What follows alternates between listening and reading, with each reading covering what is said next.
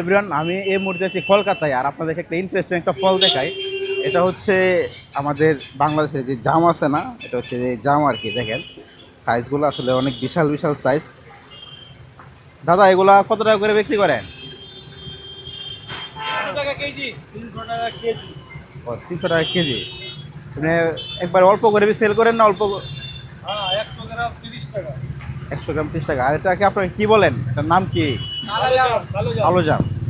ঠিক আছে, এটা হচ্ছে আমাদের বাংলাদেশের নাম এই কালো জাম। দেখতে আসলে অনেকটা ইন্টারেস্টিং বিষয়টা। তো চলেন ট্রাই করি। আমি হচ্ছে এখান থেকে 100 গ্রাম জাম অর্ডার দিছি। এটা দেখতে আসলে খুব, তো চলুন এটা ট্রাই করি, দেখি এটা আসলে টেস্ট কীরকম, বাংলাদেশের জামের মতো হয় কিনা।